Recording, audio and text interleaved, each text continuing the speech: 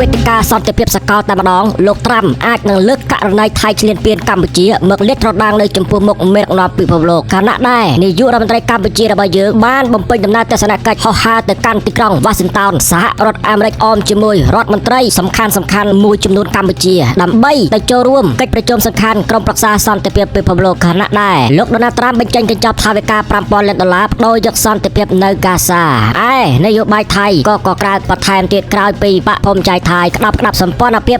295អាសនៈគណៈបកខ្លាធំត្រូវជំរុះចេញពីគណៈរដ្ឋមន្ត្រីថ្មីមានន័យថាបករបស់លោកធម្មនាថព្រំផៅកំពុងតែខំគ្នាដណ្ដើមអាសនៈរៀងខ្លួនធ្លាប់តែត្រូវគ្នាឥឡូវនេះមកឆ្លោះគ្នាពាក់ព័ន្ធទៅនឹងតំណែងទូនាទីនៅក្នុងគណៈរដ្ឋមន្ត្រីហើយទៅសម្ដាប់ទាំងអស់គ្នាដំណឹងមួយប្រិយមិត្តជាទីមេត្រីនាថ្ងៃ16កុម្ភៈ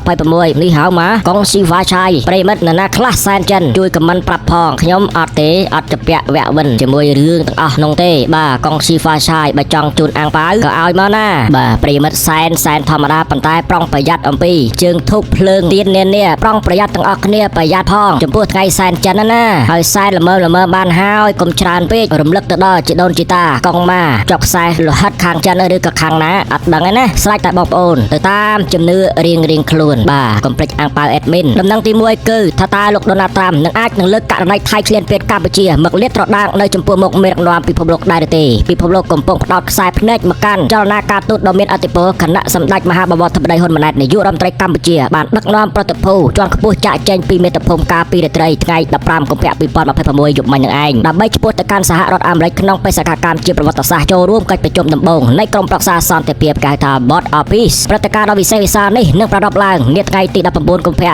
នាវិទ្យាស្ថានសន្តិភាពសហរដ្ឋអាមេរិក Donald J. Trump ក្នុងរដ្ឋធានី Washington ដែលជាវេទិកាកម្ពុជាក្នុងការអនុវត្តអាណត្តិរបស់ក្រុមប្រឹក្សាសន្តិសុខអង្គការសហប្រជាជាតិដើម្បីជំរុញសន្តិភាពនិងការកសាងតំបន់ហ្គាហ្សាឡើងវិញអ្វីដែលជាចំណុចក្តៅបំផុតនៃបេសកកម្មនេះគឺការរំពឹងទុកពីសំណាក់អ្នកជំនាញភូមិសាស្ត្រនយោបាយថាវិវាទព្រំដែនដែលបង្កឡើងដោយការឈ្លានពានរបស់ភាគីថៃមកលើកម្ពុជានឹងត្រូវលើកយកមកជជែកជាសាធារណៈក្រោមវត្តមានរបស់លោកប្រធានាធិបតីដូណាល់ត្រាំនៅក្នុងនោះលោកបណ្ឌិតយ៉ងពៅអ្នកជំនាញភូមិសាស្ត្រនយោបាយដ៏ល្បីល្បាញបានគូបញ្ជាក់តាមរយៈវិទ្យុវីដេអូថាលោកដូណាល់ត្រាំដែលជាតួអង្គកលើកធ្លាប់មានតួនាទីក្នុងការស្វែងរកសន្តិភាពនិងបទចុះបាញ់រវាងកម្ពុជាថៃអាចនឹងប្រើប្រាស់ករណីនេះជាឧទាហរណ៍ជាក់ស្ដែង case study សម្រាប់កិច្ចពិភាក្សាសន្តិភាពកម្រិតសកលនេះគឺជាឱកាសមានសម្រាប់ថ្នាក់ដឹកនាំកម្ពុជាក្នុងការលាតត្រដាងនៅតថភាពនៃសកម្មភាពឈ្លានពានរបស់ថៃឲ្យសហគមន៍អន្តរជាតិនានាបានដឹងឮកាន់តែច្បាស់និងស៊ីជម្រៅជាទីបំផុតតើថៃរំលោភបំពានចំណុចណាខ្លះប្រមូល case study ករណីជាក់ស្ដែងដែលថៃរំលោភបំពានថតបង្ហោះបង្ហាញលួចប្លន់គ្រប់សពបែបយ៉ាងប៉ះពាល់ហេដ្ឋារចនាសម្ព័ន្ធកម្ពុជាផ្ទះសម្បែងប្រជាពលរដ្ឋបាទអញ្ចឹងទេប្រមូលទៅ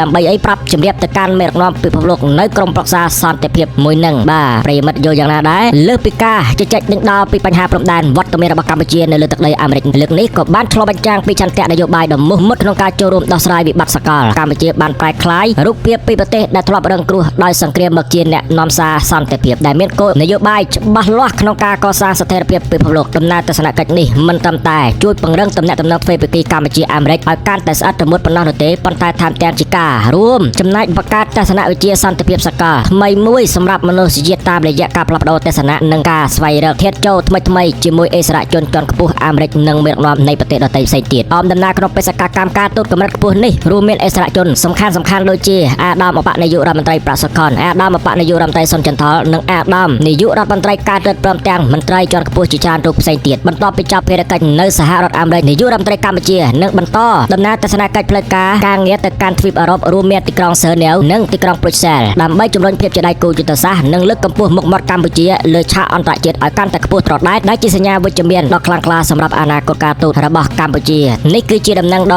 ៏រីករាយផងដែរតើសហរដ្ឋអាមេរិកអាចនឹងលើកអំពីករណីដែលថៃឈ្លានពានកម្ពុជាឲ្យមេដឹកនាំនានាបានដឹងឮឬក៏យ៉ាងណាយើងតាមដានស្ថានភាពនេះទាំងអស់គ្នាប្រិយមិត្តក៏ប៉ុន្តែយើងមកអានព័ត៌មានថ្មីមួយពាក់ព័ន្ធទៅនឹងលោកដូណាល់ត្រាំប្រកាសកញ្ចប់ថវិកាយៈ$5000 លានសម្រាប់ការកសាងតំបន់ហ្គាហ្សាឡើងវិញក្នុងកិច្ចប្រជុំជាប្រវត្តិសាស្ត្រនៅ Washington តើពិភពលោកនឹងមានសន្តិភាពពិតមែនឬលោកដូណាល់ត្រាំប្រកាសកងកម្លាំងអន្តរជាតិរាប់ពាន់នាក់ត្រៀមចូលហ្គាហ្សានេះគឺជាដំណឹងថ្មីមួយទៀតសម្រាប់ការពាក់ព័ន្ធនឹងក្រុមប្រឹក្សាសន្តិភាពពិភពលោកនេះយើងផ្សារភ្ជាប់រឿងព្រំដែនកម្ពុជាថៃក្រោមវត្តមានដំណើរទស្សនកិច្ចរបស់នាយករដ្ឋមន្ត្រីកម្ពុជារបស់យើងទៅសហរដ្ឋអាមេរិកដើម្បីចូលរួមក្រុមប្រឹក្សាមួយនឹងតើក្រុមប្រឹក្សាមួយនេះបាទម្សិលមិញគេនិយាយអីខ្លះខ្ញុំដកស្រង់ពីសារព័ត៌មានអន្តរជាតិណាប្រិយមិត្តពិភពលោកកំពុងផ្ដោតការចាប់អារម្មណ៍យ៉ាងខ្លាំងមកលើចក្ខុវិស័យសន្តិភាពថ្មីរបស់ប្រធានាធិបតីដូណាល់ត្រាំបន្ទាប់ពីលោកបានប្រ ប្រកាសជាសាធារណៈនៅកញ្ចប់ជំនួយមនុស្សធម៌និងការកសាងឡើងវិញដ៏មហិមានៅទឹកប្រាក់ប្រមាណជា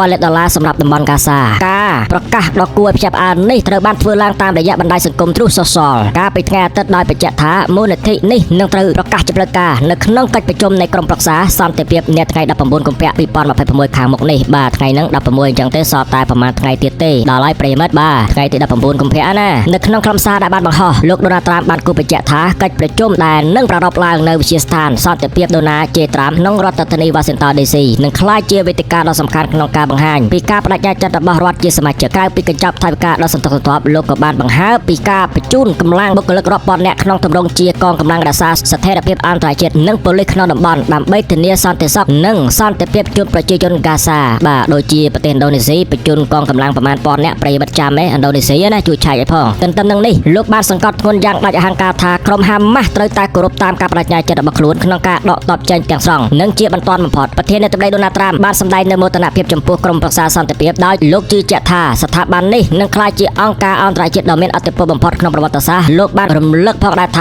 កាលពីខែតុលាឆ្នាំមុនផែនការបញ្ចប់ចំនួនជាអចិន្ត្រៃយ៍នៅកាសារបស់លោកទទួលបានការគាំទ្រជាឯកច្ឆន្ទពីក្រុមប្រឹក្សាសន្តិសុខអង្គការសហប្រជាជាតិដែលនាំឲ្យមានការសម្របសម្រួលជំនួយមនុស្សធម៌ក្នុងល្បឿនលឿននិងការដោះលែងចំណាត់ខ្មាំងទាំងអស់ជាមួយគ្នានេះលោកដូណាល់ត្រាំក៏បានរំលឹកពីជោគជ័យនៃកិច្ចប្រជុំនៅទីក្រុងដាវ៉ូសប្រទេសស្វីសកាលពីខែមុនដែលមានសមាជិកស្ថាបនិកល្បីៗចំនួន20រូបបានចូលរួមអបអរសាទរការបង្កើតក្រុមប្រឹក្សាមួយនេះចក្ខុវិស័យរបស់លោកមិនត្រឹមតែឈប់ត្រឹមការដោះស្រាយវិបត្តិនៅកាសាប៉ុណ្ណោះទេប៉ុន្តែលោកមានមហិច្ឆតាចង់ប្រើប្រាស់គំរូសន្តិភាពនេះដើម្បីឈានទៅរកការបង្កើតសន្តិភាពពិភពលោកទាំងមូលបច្ចុប្បន្នស្ថានភាពនេះកំពុងស្ថិតនៃការតាមដានយ៉ាងយកចិត្តទុកដាក់ពីសំណាក់មជ្ឈដ្ឋានអន្តរជាតិគណៈព័ត៌មានលំអិតបន្ថែមនឹងត្រូវលាតត្រដាងក្នុងកិច្ចប្រជុំនាពេលខាងមុខឆាប់ៗនឹងអញ្ចឹងទេយើងតាមដានស្ថានភាពនៃកិច្ចប្រជុំក្រុមប្រឹក្សាសន្តិភាពដែលបង្កើតឡើងដោយលោកតាត្រាំទាំងអស់គ្នាណាប្រិយមិត្តបាទករណីនេះវាជាការល្អប្រពៃមួយដែរសម្រាប់កម្ពុជានៅក្នុងការលើកយកករណីនៃការឈ្លានពានពីប្រទេសថៃប្រទេសចង្រៃហរ៉ាស្អេយើចឹងយើថៃឡែនដែលលួចប្លន់ដីកម្ពុជាពីអតីតកាលអញ្ចឹងទេត្រូវតែបកគោដីទាំងអស់នោះឲ្យកម្ពុជាវិញគោរពទៅតាមផែនទីអន្តរជាតិសន្តិភាពក្រោមការបង្កើតឡើងដោយលោកតាត្រាំអញ្ចឹងសូមឲ្យតាត្រាំលើកករណីកម្ពុជាថៃ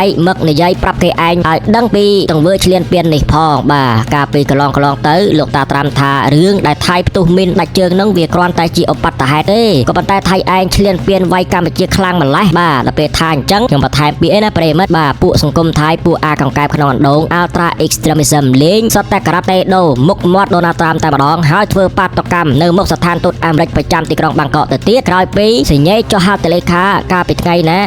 $26ប្រិយមិត្តខ្ញុំមិនច្បាស់ណាប្រិយបាត់ហើយនេះនៅប្រទេសម៉ាឡេស៊ីមានអានវ៉ាអេប្រាហ៊ីមដូណាល់ត្រាំបាទថៃហើយនិងកម្ពុជាចុះហត្ថលេខាសញ្ញេចឹងទៅដល់ពេលមកវិញសញ្ញេនឹងដៃលុបនឹងជើងទាហានថៃរដ្ឋាភិបាលថៃអត់គោរពអត់ឲ្យតម្លៃផ្ទុះសង្គ្រាមជាលើកទី2ទៅបាទឥឡូវកំពុងតែធ្វើលេនឋានកាយដីធ្វើបន្លាយដាក់អនាណ័យដាក់បន្លាលួសទូកុងតឺន័រជាហោហាយអញ្ចឹងទេអារឿងនោះរំលឹកប្រមូលជាផុសតាងប្រាប់ដូណាល់ត្រាំមេដឹកនាំពិភពលោកនៅក្នុងកិច្ចប្រជុំក្រុមប្រឹក្សាសន្តិភាពថានេះផុសតាងថៃបំពេបំពេញអត់ស្ដាប់ទៅតាមកិច្ចប្រជុំគេឲ្យរក្សាកម្លាំងនៅស្ងៀមស្ងាត់នៅតែអត់មានសកម្មភាពអីទេក៏ប៉ុន្តែថៃល្មើសទៅនឹងកិច្ចព្រមព្រៀងបត់ជប់បាញ់កាលពីថ្ងៃ27ធ្នូ2025កន្លងទៅថ្មីនឹងឯងចុងខែណាប្រិមិត្តហើយដំណឹងចុងក្រោយមួយទៀតពាក់ព័ន្ធទៅនឹងអាសនៈបាទការឆ្លោះខំគ្នានៅប្រទេសថៃបកភូមិចៃថៃឬក៏បកមួយទៀតខាងគណៈបកខ្លាធំសូមជម្រាបបន្តិចនយោបាយនៅថៃណាកំពុងតែឆ្លោះទៅតាមអាសនៈតំណែងទូនាទីនៅក្នុងជួររដ្ឋាភិបាលនយោបាយថៃក៏ក្រៅបកភូមិចៃថៃក្ត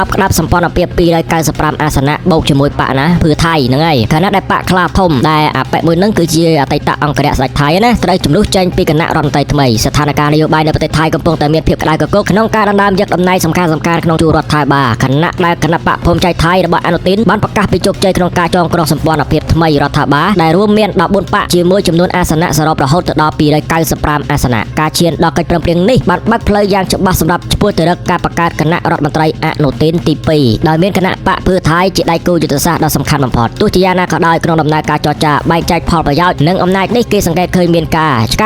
ាលោតនិងទាស់តែងគ្នាមួយចំនួនរហូតដល់គណៈបកខ្លាធំដែលមាន58អាសនៈក្នុងដៃត្រូវបានសម្រេចជំនួសចេញពីសម្ព័ន្ធភាពរដ្ឋាភិបាលថ្មីនេះមូលហេតុចម្បងដែលនាំឲ្យគណៈបកមួយនេះត្រូវស្ថិតនៅក្រៅគន្លងអំណាចគឺដោយសារតែការទាមទារខ្លាំងពេកលើក្រសួងសំខាន់ក្នុងអំឡុងពេលចរចាដែលភាគីដទៃទៀតមិនអាចទទួលយកបានមានថាបករបស់លោកធម្មនាថព្រំផៅនេះទាមទារបាទមុខតំណែងក្រសួងនេះក្រសួងនោះអញ្ចឹងទៅក៏ប៉ុន្តែគេអត់ឲ្យបច្ចុប្បន្នកិច្ចពិភាក្សាកំពុងផ្ដោត តយ៉ាងតឹងរ៉ឹងលើការបែងចែកកូតាតំណែងរដ្ឋមន្ត្រីនិងលក្ខខណ្ឌដទៃផ្សេងទៀតមុននឹងមានការប្រកាសសមាជិករដ្ឋាភិបាលចម្រុះជាផ្លូវការនៅក្នុងសប្តាហ៍នេះរដ្ឋាភិបាលថ្មីដែលត្រៀមនឹងឡើងទៅកាន់អំណាចនេះបានកំណត់យកការស្រោចស្រង់សេដ្ឋកិច្ចជាតិជាវិញ្ញាសាដំបូងបង្អស់និងជារឿងអាទិភាពបំផុតដើម្បីសម្រេចផែនការនេះក្រុមអ្នកជំនាញវិជ្ជាជីវៈត្រូវបានគេរំពឹងថានឹងត្រូវជ្រើសរើសឲ្យមកកាន់ការផលបត្តិការងារកម្ពុជាដើម្បីធានាបាននូវប្រសិទ្ធភាពក្នុងការដឹកនាំប្រទេសបាទនេះគឺជាដំណឹងនៅប្រទេសថៃរឿងដណ្ដើមអាសនៈតំណែងទូនាទីដទៃផ្សេងៗបាទយើងដឹងថាប៉ុណ្ណឹងសិនទៅហើយយើងតាមដានពាក់ព័ន្ធទៅនឹងកិច្ចប្រជុំក្រុមប្រឹក្សាសន្តិភាពនៅអាមេរិកតើគេនិយាយអីខ្លះហើយពាក់ព័ន្ធកម្ពុជាថៃព្រំដែនដែលថៃបំពេញប្លន់លួចទឹកដីកម្ពុជានោះថាអាមេរិកអាចនឹងបខំឲ្យថៃបកគោដីឲ្យកម្ពុជាដោយការពីអតីតកាលដែរទេប្រិមិត្តចាំមេការពីអតីតកាល1940ប្រហែលនោះខ្ញុំភ្លេចបាត់ទៅអាមេរិកបខំឲ្យថៃបកគោដីនោះតាមរយៈបារាំងគឺជាការនោះគេថាអាណាព្យាបាលឲ្យប្រិមិត្តបាទចឹងទេអធិពលអាមេរិកកាលពីប្រហែលឆ្នាំមុននោះក៏មិនណយដែរដែលជួយកម្ពុជាបានដីមួយចំនួនមកវិញអរគុណ thank you បាទជាកុំភ្លេចអាំងប៉ាវ admin ផងណាបាយបាយ